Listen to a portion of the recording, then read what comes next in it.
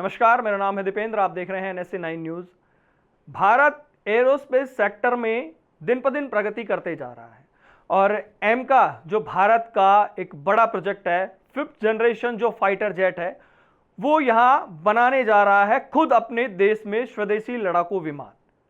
लेकिन एक बड़ी खबर ये आई है कि राफेल फाइटर जेट, जो कि भारत और फ्रांस के बीच में समझौता हुआ था 36 राफेल को लेकर, और धीरे धीरे वो राफेल आ रहे हैं। लेकिन उससे पहले अब ये बड़ी खबर है कि टाटा ग्रुप और दसोल्ट एविएशन, जो कि राफेल बनाती है, फ्रांस की कंपनी है, उनके बीच एक बड़ा करार हुआ है। और इस करार के अनुसार भारत के अंदर ही अब राफेल की बॉडी बनाई जाएगी, फ्यूजलेज बनाया जाएगा। फ्यूजलेज एक ऐसा पार्ट होता है जो कि शरीर होता है किसी भी फाइटर जेट का। ये एक बड़ी एक उपलब्धि है और भारत में अगर निवेश हो रहा है तो इससे सबसे बड़ी बात तो ये होगी कि रोजगार पैदा होगा।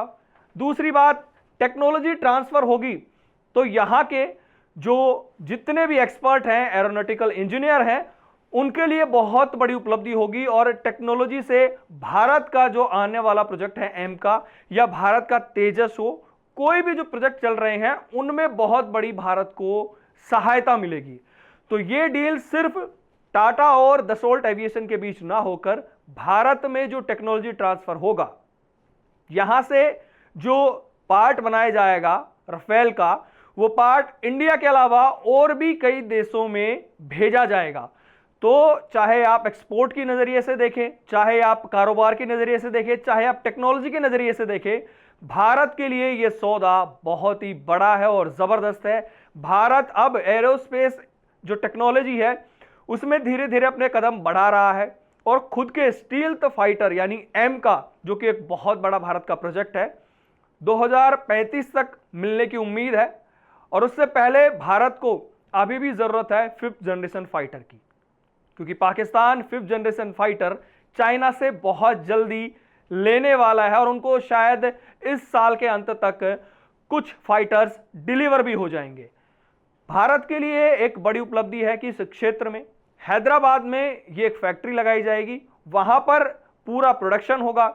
और जो सीईओ हैं दसोल्ट एविएशन के, उन्होंने कहा है कि पहली बार राफेल का जो फ्यूजलेज है, या राफेल की बॉडी है, या राफेल बाहर किसी देश में बनाया जा रहा है, यानी कि फ्रांस से बाहर पहली बार राफेल को निर्मित किया जा रहा है। तो भारत की रक्षा, सुरक्षा, निवेश और हर तरीके से ये जो सौदा है वो काफी ज्यादा फायदे का है और भारत में टेक्नोलॉजी का भी विस्तार इससे देखने को मिलेगा। बाकी अपडेट्स और न्यूज के लिए NSC9 न्यूज के साथ बने रहें।